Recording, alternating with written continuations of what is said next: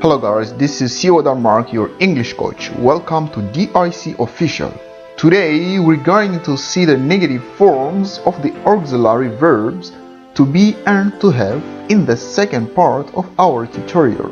Nous parlons de verbes auxiliaires aujourd'hui, verbe être et verbe avoir à la forme négative.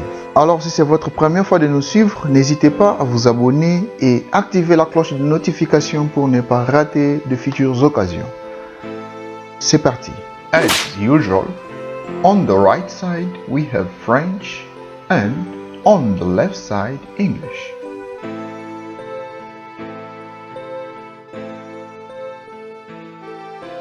To be.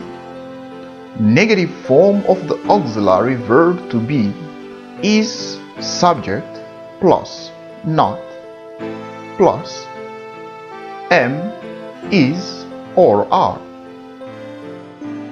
La forme négative de l'auxiliaire être se forme comme suit: sujet plus né de la forme négative, suis, est, sont, est, sont, plus, pas, qui montre aussi la négation.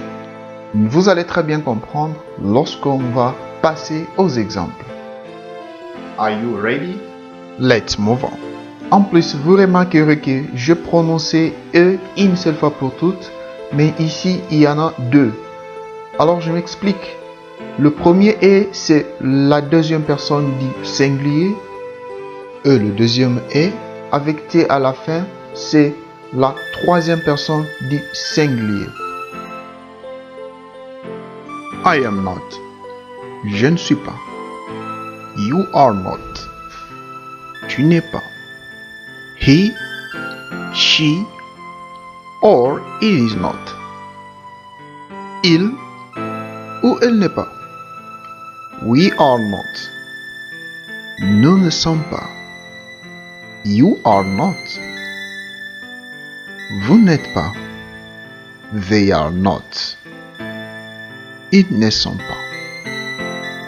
Exemple. Examples.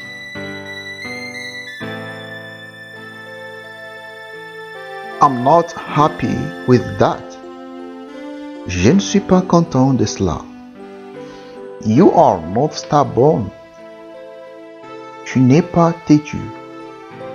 He, she, it is not at the market. Il, elle ou encore ce n'est pas au marché. We are not in conflict. Nous ne sommes pas en conflit. You are not too clever about this. Vous n'êtes pas trop malin à ce sujet. They are not at the office today. Ils ou elles ne sont pas au bureau aujourd'hui. Did you get it? Let me know in the comment section. I think you guys have got a point about how to use negative form of auxiliary verb to be.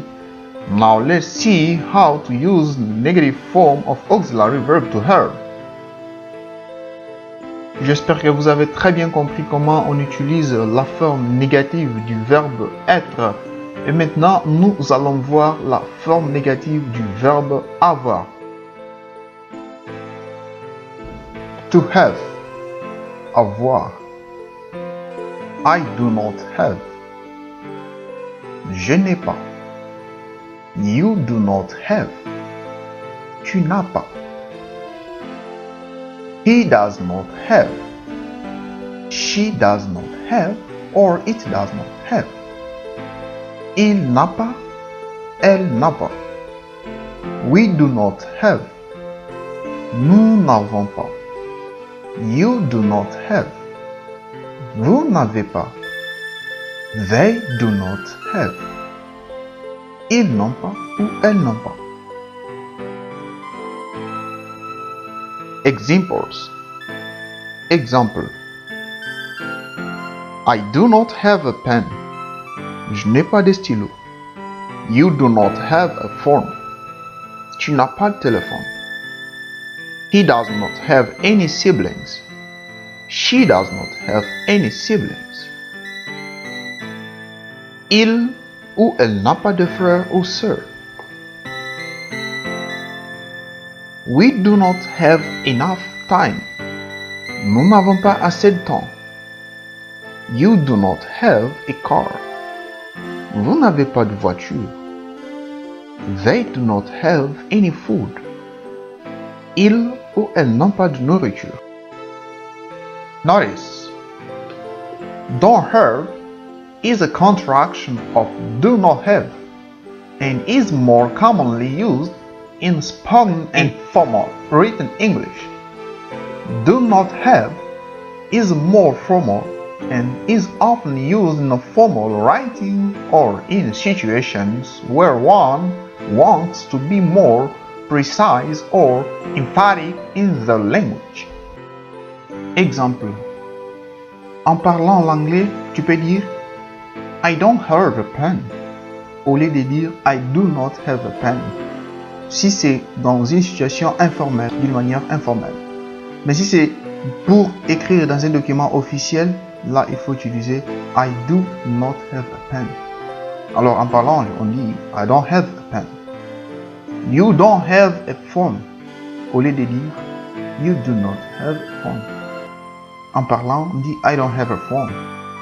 Comme je viens de l'expliquer dans une situation informelle. He doesn't have any siblings. Ou bien she doesn't have any siblings. Toujours la même situation. Notez bien ce que nous devons savoir sur la forme négative du verbe avoir. Nous avons do not have et don't have.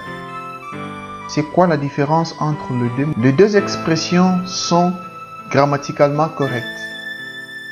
Mais il y a une différence. Don't have est une contraction de do not have et est plus couramment utilisé dans l'anglais parlé et dans l'écriture informelle. Et do not have est plus formel et est souvent utilisé dans l'écriture formelle et dans des situations où l'on souhaite être plus précis ou catégorique dans son langage. C'est très important de maîtriser pour ne pas avoir de confusion. Merci de nous avoir écoutés aujourd'hui. Si tu le savais déjà, bravo. Si tu ne le savais pas, prends note. N'hésitez pas à nous écrire sur lieu ou si cette leçon t'a plu, tu peux nous laisser un commentaire et aussi si tu es plus gentil, tu peux nous laisser un pouce bleu. Si vous êtes aussi nouveau sur cette chaîne, n'hésitez pas à vous abonner, activer la cloche de notification, aimer, commenter et partager. That was CEO Mark speaking, your English coach. Share, comment and like. I'll see you guys in the next video. Ciao.